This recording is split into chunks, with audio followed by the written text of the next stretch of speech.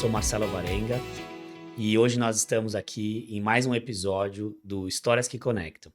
Histórias que Conectam, podcast, é uma iniciativa da Conecta Exp, focada em compartilhar histórias que inspiram, histórias que conectam as pessoas com quem está acompanhando aqui essa série que vocês já vêm conhecendo aí pelos episódios anteriores.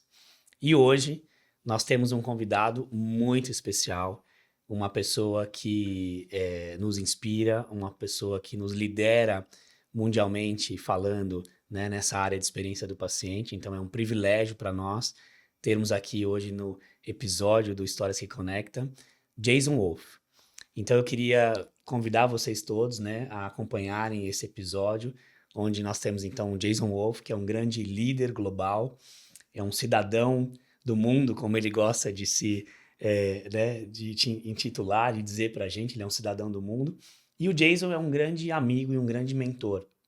O Jason tem nos liderado mundialmente nesse assunto, experiência humana, experiência do paciente, cuidado centrado na pessoa. Então eu vou começar a falar um pouco agora em inglês, para poder fazer aqui uma inclusão, e vocês terão também a legenda, né, desse podcast aí para poder acompanhar. Jason, it's my pleasure. Thank you for accepting being with us here in the podcast, Histórias que Conectam, and welcome. Muito obrigado. And I'm sorry, não falo português. You speak Portuguese very well. You are trying and you are getting that. Thank you for that. Obrigado. Thank you for being here. And I would like to, in the name of Conecta Exp team, to thank you for accepting being here in this podcast. And I would like to start our conversation asking you about your professional journey, your career. How about sharing with people who is Jason Wolf in a professional perspective? Well, if I could say I was a professional, I don't know. But, first, I'd love to just to say thank you, because in so many ways, sitting here is one of the culminating milestones of this profession you're asking me about, and it's really an honor to be invited and to sit with you as a brother, as a friend, as a colleague on a journey in healthcare that I believe is transforming how we care for people around the world. So any chance that I can sit in space with you and be in conversation with you is truly an honor. And so congratulations on this series that you're creating and the conversations that you're helping lead. And I appreciate the questions that you're asking. For me, and I think and many that have worked with me, that this has never really been a journey about me. So I'm also, I will admit, a little uncomfortable in many ways talking about myself. My journey is not a straight path. And in many ways, I think when I was young, I thought that was a problem. I thought that I was the one that was behind or not thinking in the ways that I should or doing the things I was supposed to. And I realized that, in fact, many ways, the winding path is the way in which you gain the greatest muscles, get the broadest perspective, and can ultimately provide the most significant contribution. And so, I'm from a professional standpoint, a trained diplomat. I went to school for foreign service and international relations. And I know we'll probably talk about my perspectives on being a global citizen, but I've always believed that we need to operate with the lens of the world around us and realize that in the vastness of this world, the patchwork of people, diversity of perspective, and the realities of how different we all are, yet how similar we are as human beings, is something magical to behold. And so, I took a career that I believed was going to take me internationally at a time when actually I wasn't able to take the foreign service exam because of economics in the United States, and had to work, and found myself taking the skills that I learned in diplomacy into industry.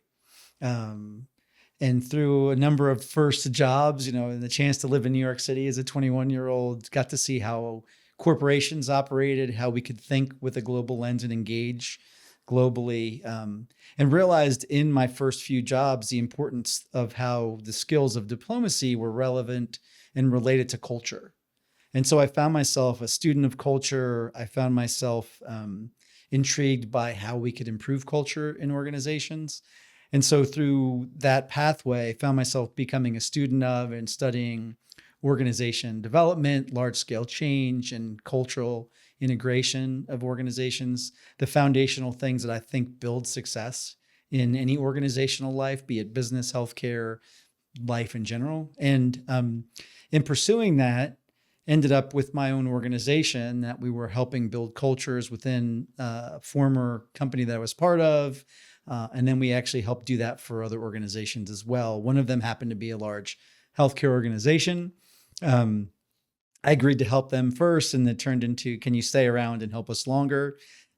And in many ways, when I realized I had the chance in my life to help make organizations that built things or did things better, or healthcare better, that was actually caring for the lives of human beings, it was the natural fit of what I had aspired to do all along in terms of making the connection between people stronger from the diplomatic roots from which I was born. And so, finding myself in healthcare, in a healthcare organization as a champion of culture and as a diplomat led me to realize that those were the fundamental principles that enabled us to provide the outcomes that mattered in healthcare.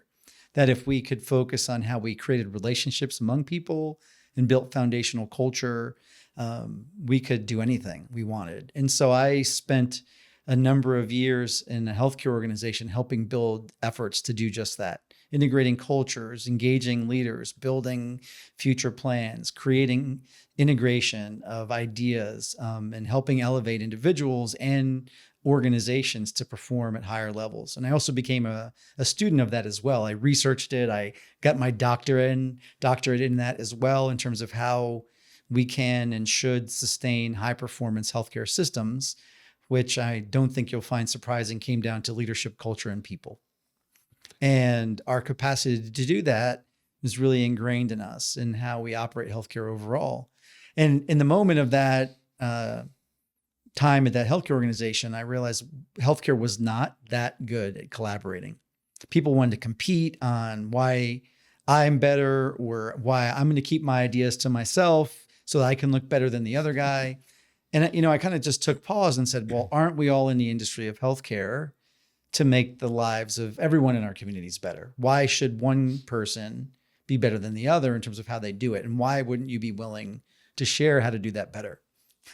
And so this idea came up for, can we take that and build an institute around it? And with the support of some encouraging individuals and people that were willing to support us to get started, we started the Barrel Institute as a membership community 15 years ago. And with a simple commitment that all the principles I spoke to, diplomatic ideas of human relationships, cultural ideas of building the foundations on which to build strength in how we performed and drove outcomes. We've been on a 15-year journey. It's amazing to say. This coming April, so it will be 15 years since I left the delivery side of healthcare to begin this journey in building the community that is now the Barrel Institute, and probably the most fulfilling 15 years of my life. And because of that, I get to hang out with amazing people like you and spend days like we just did, if it's okay to say, in Conectam with individuals from across the country here in Brazil that are really committed to ensuring healthcare is the best it can be for the people that we serve. And that's an exciting opportunity, I think, that we've created. So, it's not so much to me about the specifics of job A or job B, but it was the themes that really carried me forward. And the reality is those themes were foundational to me from the very start. And I, in a way, feel the luckiest I've ever been because I get to bring those to bear every day in our work as part of the Barrel Institute community now in all the countries that we get to engage in around the world. And it's truly been a dream journey. But like I started with, it has been a winding path that has helped me build greater perspective and I think strengthen who I am as a human being. Oh, perfect.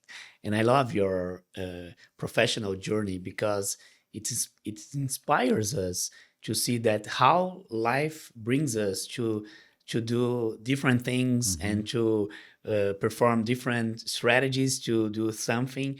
And when we are in a specific institution, we learn things and we use that things in another moment in our lives Yes. to help other people to do different things. Yes. So I love to see your journey, and thank you for sharing. Well, I appreciate that. And I think it's important to for the young people I say now out there that we Yes. reaffirm that you don't always need to know what you're going to do next, as long as you believe in what you're doing now. And that ability to take that into the next step, and to use your own self-motivation and your inspiration and even a sense of self-doubt that you might carry with you, and let that push you forward, you're going to find yourself in the right place. Would I ever have said that I would think that I would be the leader of a community that's talking about elevating experience and transforming human experience around the world? I couldn't have ever guessed that. Is it exactly what I thought I should be doing from way back at the beginning? 100%. Yes. And going directly to the point, you told us about the Barrow Institute, Mm-hmm. and I don't know if people who are watching us knows what the Barrow Institute is. And I would like to share one specific thing about me Yeah. connecting with the Barrow Institute Wonderful. story. And then I would like to ask you something about the Barrow Institute, if it's okay. Mm-hmm. When I was starting my journey in patient experience, trying to know what it is, how to bring this perspective to the strategy and the culture of the institution, I was looking for a specific place or people who could help me in this journey. And then I found a light called the Barrow Institute. And this light was leading by you and is leading by you, and of course, all the team. But I found my place.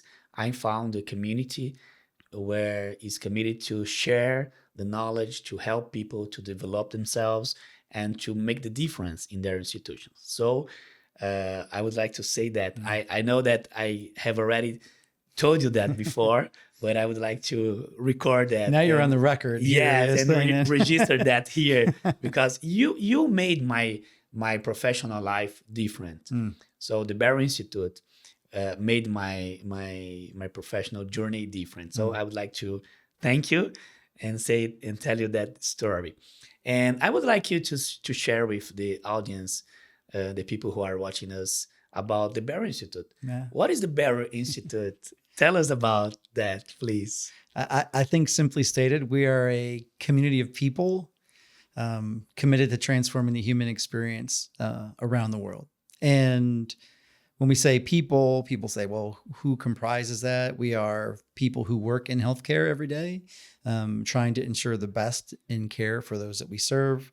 We're patients, family members, care partners that are trying to navigate the challenges and opportunities in the healthcare system.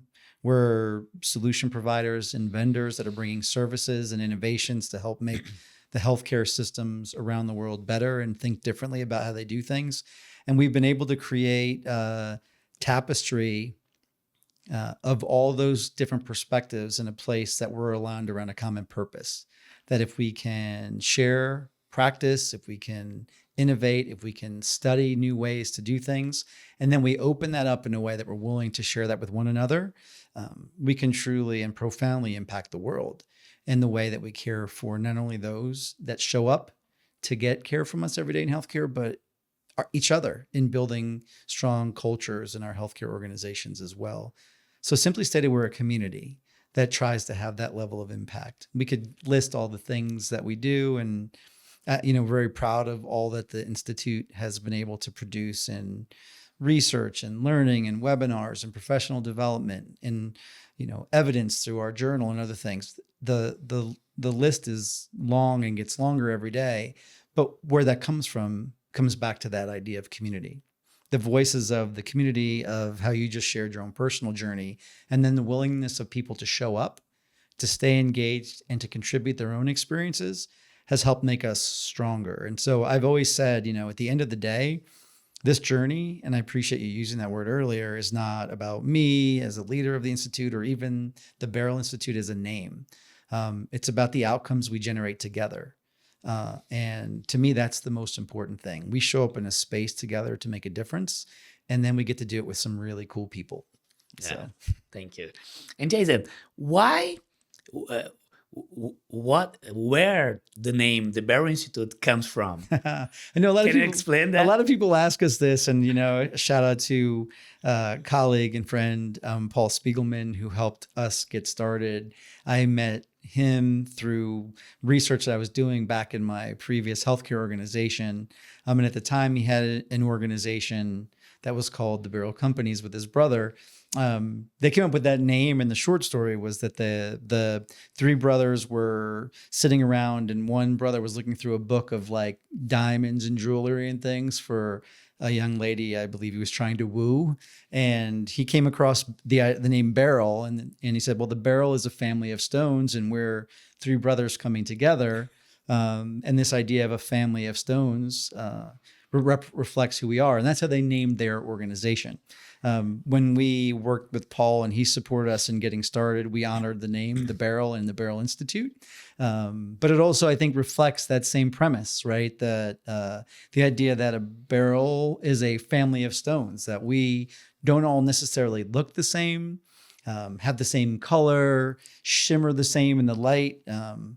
But yet when you come together, we're all still part of something that's similar and together. And so it's an interesting way that we've been able to adapt the roots and the support that we got that we're truly grateful for to what we've been able to turn into an organization that has made the kind of difference I believe we have in the last almost 15 years. I love that.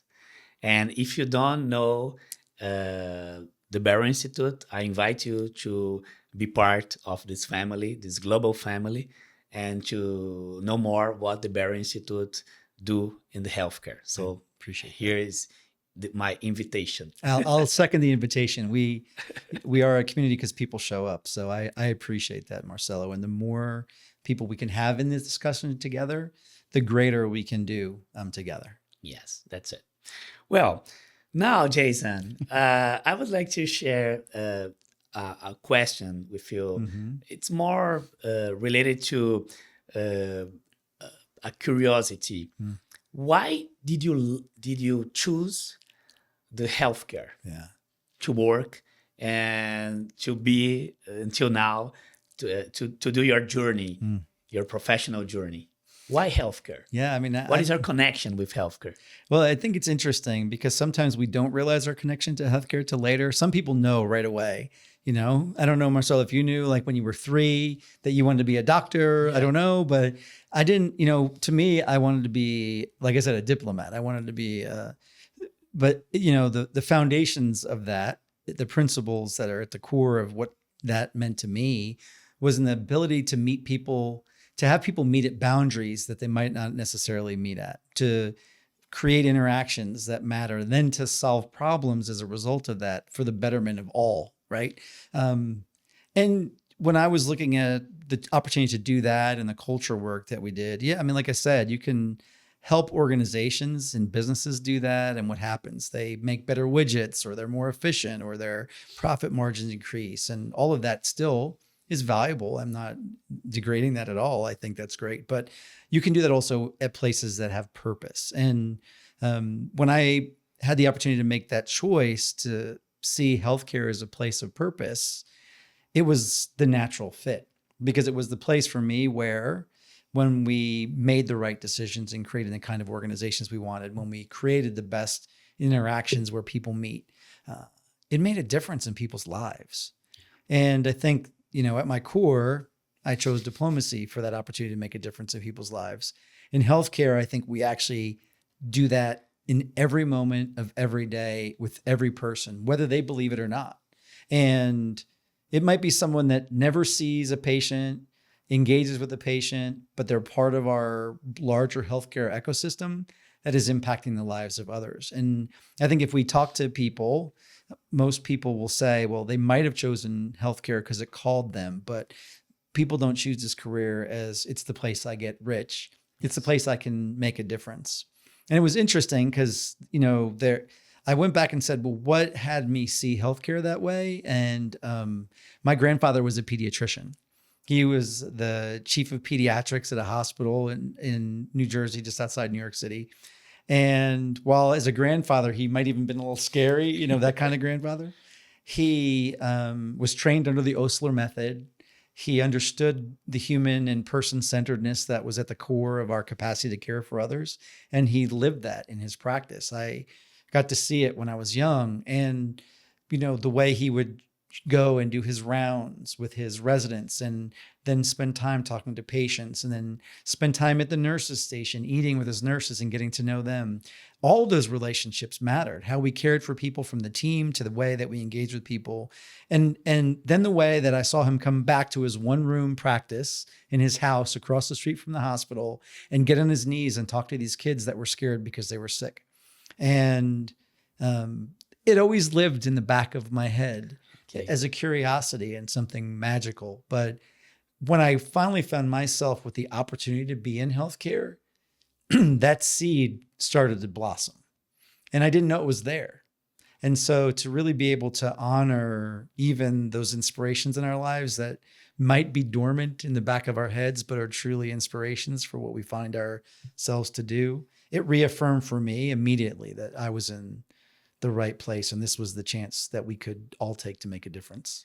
And you thought, that's it. That's my place. That's my people. Yes. Yes. Perfect. Thank you. Jason, well, now it's a difficult question, okay?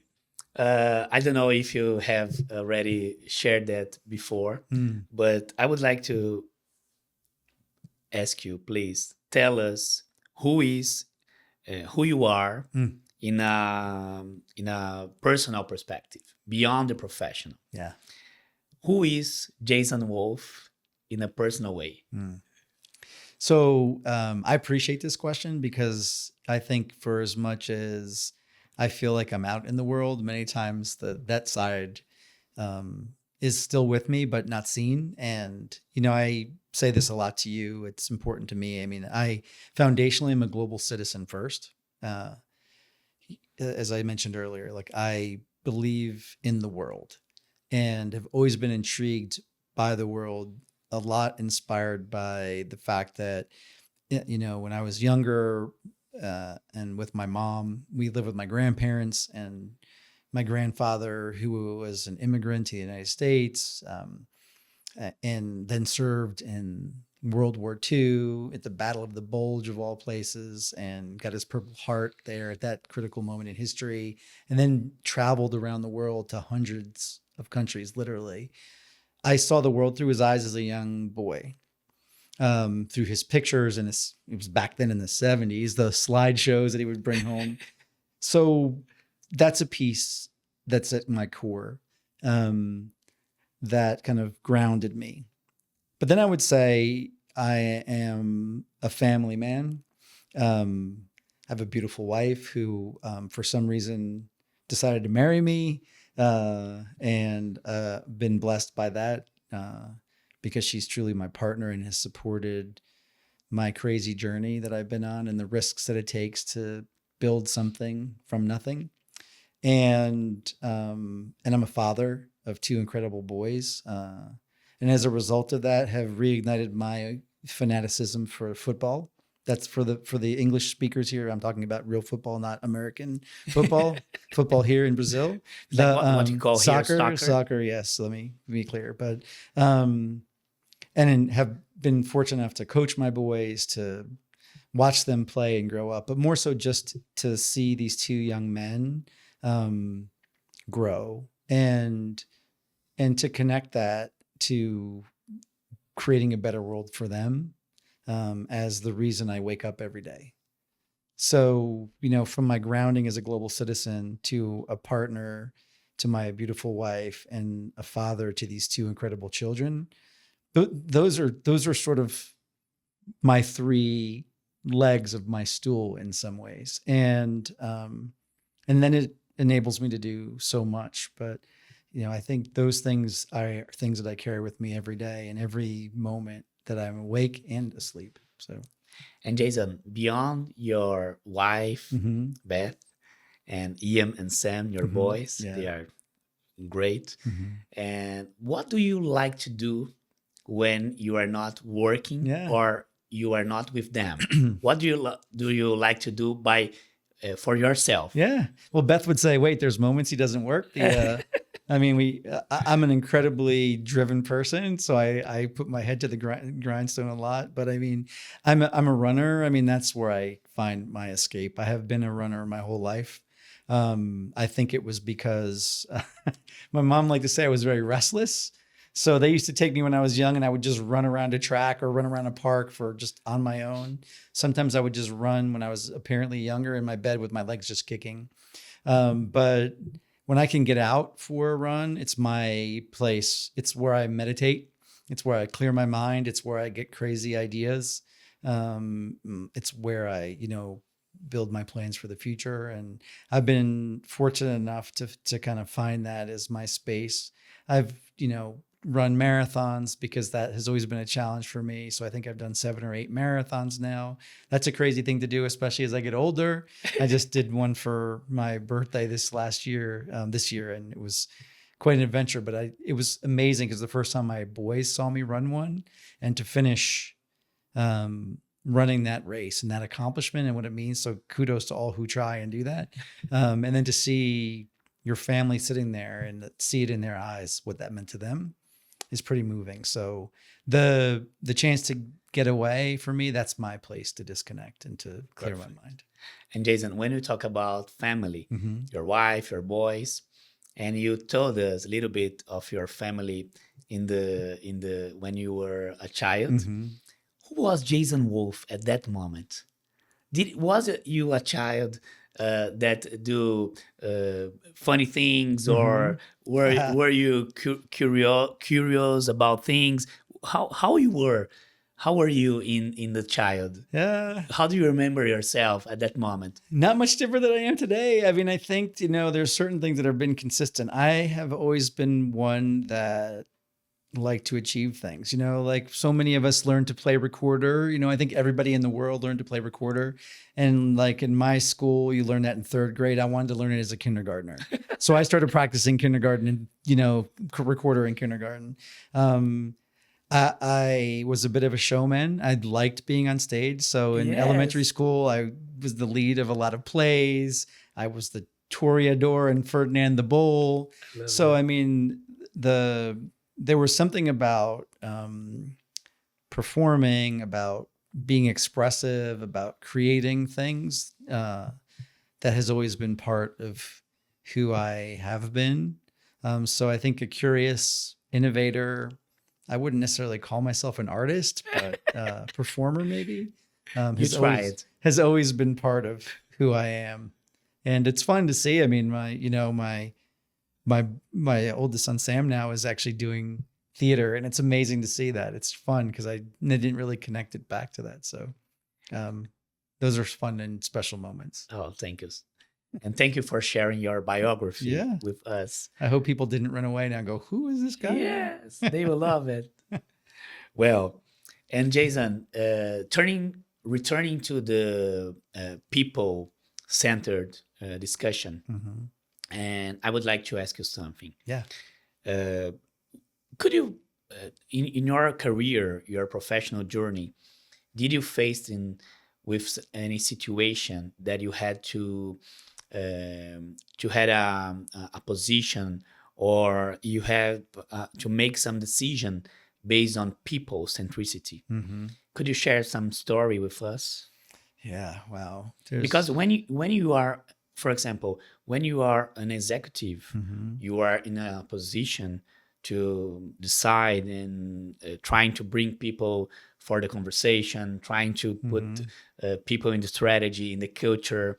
Do you have some specific situation to share and with people who are watching us during your career, and you had to take that decision based on people or people centricity? Yeah, I mean, it's interesting. And I didn't think about this till you just asked the question. It popped in my head, and it's prior to my healthcare career, actually. I was working in another industry and pretty young, trying to figure out how to navigate it. I was in the people side, like I said, the culture side of the business. But I was given an incredible opportunity by our CEO of that business to help build the new service culture. And this was actually a manufacturing organization that was about process and engineering and all those kind of things. And as I stepped back and looked at it was when it was really affirmed to me from a young professional standpoint that we had to take a people-centric view of building a culture that will enable us to achieve the things that we wanted to do, to take our services out into the world, to introduce the things that we did in a new way, and was given the opportunity, really a blank sheet of paper to create a people-centric culture. And I didn't really 100% know what that was. And so I had to kind of dig into both research and knowledge and expertise around me to begin to think about, if you were going to be truly a person-centric organization and build a culture like that, what would it take?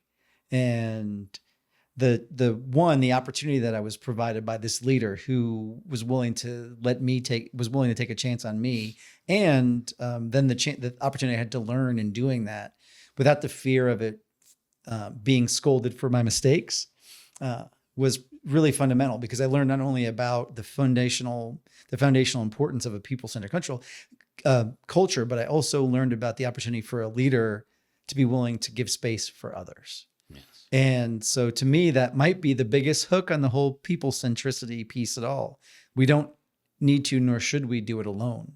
And when we give space for other people to succeed and support them, I really believe anything can be accomplished. And so that was the first time where I really got to experience that in a professional setting in particular. And how difficult it's to put that in practice, isn't it, in the healthcare? Yes. Because everybody talks about people centricity, but what does it mean? Yeah. And how to do that into practice? Yeah, well, healthcare has been so historically about protocol, process, and sort of checklists, right? Yes. And I think that, and yet we've always known we're a people business. We're I mean, like, I like to say we are human beings caring for human beings, but the reality is, so many times in healthcare, process, protocol, practice, those 3 Ps have overridden our capacity to focus on people, purpose, and possibility. And so, that's a huge thing. I think it is a transformational opportunity still for healthcare. It's the work I think that you all do at ConnectXP. It's the work that you help lead at Sobrexby. It's the work of the Barrel Institute community to help reaffirm that that's a safe and okay place to stand. And it's actually a successful place from which to step off into to create the future for healthcare we all want. Thank you. I love that. I really appreciate it. And Jason, we know that you have launched a book, and now we are close to the second one. Yes. Isn't that? Yes. If you can talk a little bit about them. But in this perspective, I would like to ask you, what is your personal perspective about the future of human experience globally? I don't know if you want to use your books to answer that or not. If you want to link them with the conversation. Well, and maybe we can let people know where to find them. But we had released a book earlier this year that is around transforming the future of healthcare, which really was a looking back to look forward, looking at the last decade and kind of how we traversed the pandemic together as a global society, and how we've reaffirmed our commitment to humanity as a result, and how that becomes really important. And the second book that's coming out here this month, I hope, is about then principles we can put in place to do that. But if I were going to sum up my answer to your question, I would say simply this. I mean, I believe the future of human experience is bright because people connect with this concept in a way that's different than I've seen people connect with a lot of things in healthcare before. If we go back to what we were just talking about, quality improvement, so critical to healthcare, safety and expectation for people in healthcare, driven by process and protocol and practice. Human experience has people realize that they're as equally important in healthcare when they show up to work every day, as the patients and families and care partners that we are committed to care for each and every day. And when everybody realizes they have something both at stake and they have a stake in ensuring it's better, it's when I say, I believe the future is bright. So to me, the future of human experience is an awakening moment for healthcare to reaffirm its purpose. It's not something new. It's almost a freeing of the yoke of being held back by the things we had to put in place to manage the chaos of what healthcare ultimately is. And as we elevate ourselves above that to this concept of human beings, caring for human beings, we actually create the possibility for even greater things, for greater quality outcomes, for greater financial viability for healthcare institutions, for caring for our communities and our workforce, and ultimately ensuring the best outcomes for patients and families. And so that's why I think this commitment is so critical right now, but I'm also inspired by, I believe, the opportunity that we have ahead. And what is the main challenge that in your perspective that we have to get there? Yeah. to I want the future of I want to ask you this human question. experience. I mean, I think I think healthcare is incredibly cumbersome, right? I mean, and to no one's fault, because it is so complex. We're dealing with the most, vulnerable things, people's lives. And we're dealing with the most incredible science that you as a physician had to study and so many others practice and do things that I couldn't even fathom of trying to do to someone's heart or to their brain or their organs, and to heal people or to at least help them live the rest of their lives with dignity and respect. We have built scaffolding in healthcare to help us manage all of the complexity. And so how you pull simplicity out of complexity is incredibly challenging. Yes. And we have to almost let ourselves kind of fall back almost with some trust on that. That's not easy because the scaffolding keeps us strong. It keeps us safe. It keeps things moving forward. And I don't suggest we tear that down. I suggest we transcend it in a way. And so I believe that's the biggest challenge for us, is to help people still know those things are important, but there's a wrapping around it that gets us all back to the purpose that actually is hidden underneath that scaffolding. And it kind of closes that circle around us in a way that we can truly transform healthcare and what we do in it. Yes. Thank you. And how people can find your books? They're both on Amazon. We can share the links. Transforming the Future of Healthcare. The next book will be called Return on Human Experience. So they're available on Amazon. And I know we talked about working on getting them translated in Portuguese, so we can talk about that too. But we hope I hope that you find them useful. I think in any book that people put together, it's incredibly challenging, but there's a piece of them there. So I hope people see it as a gift in terms of how they can then adapt those thoughts to what they want to do. So, and I would like to share that I have already have mine, and I have that with personal dedication of Jason. Thank you for that. Yeah. It's the least I could do for all that you've done. Yeah, thank you, friend. Well, I think that we are getting to the final moment of our conversation. It does not finish here, but I don't want to take your time anymore. Oh. You are so special and inspiring, and I thank you for that. And I would like to ask you a final question. The final question. The final question. Oh, but yes. But taking care of you about your time. Yeah. And the question is, if you could give one piece of advice or learning to people who are listening us or watching us in this podcast and who work in healthcare, what would it be? So I'm going to look at you all there. I mean, simply, it's follow your purpose. I think so often, like we were just talking about, that we let things get in our way. And, I would challenge people that see opportunity, that believe in this idea of experience, of human experience, of our capacity to transform healthcare, to not give up on that journey. I think you, your organizations, so many here in Brazil have been relentless in that pursuit. I know many more still feel trapped beneath the wrappings that are healthcare. So my biggest advice is to live true to your purpose, to push through with persistence, and to believe in yourself and the possibilities that we're creating together.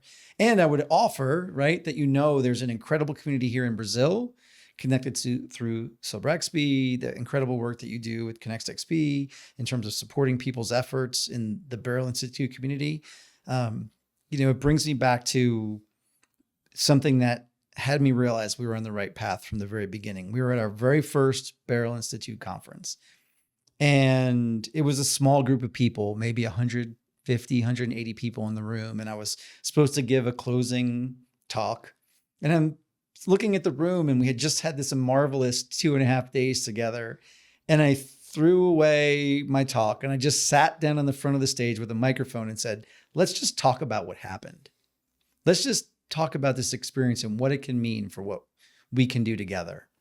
And there was a young woman in the room, who I still know to this day, an amazing Michelle. I remember Michelle Serrato. So if one day you'll see this, in her red sweater, and she stood up and said, with the mic in her hand, trembling, for the first time in my life, I don't feel alone. And that was it for me. I was hooked. I knew that we were doing something that was going to make a difference. And so, to come back to your question in a really long answer, if we can commit to our purpose, if you live that every day, whether you are sweeping floors, collecting bills, on the front lines in the ICU every day, operating a healthcare institution, working in Amazonia and helping tribal healthcare work, wherever you find yourself in this ecosystem, you can make a difference in someone's life. And you're not alone. Perfect. And Jason, I want to say you, when you told us this expression, I'm not alone, that was the way I felt when I was in the first time in the Barrow Institute conference. When I got into you and I introduced myself and I told you, Jason, oh, my name is Marcelo. Nice to meet you. I'm from Brazil. Yeah. And you smiled to me. And I saw that people, the Barrow Institute community, and people from all different regions in the world and US, and now it's globally. And I felt that I'm not alone. So I would like to thank you, my friend.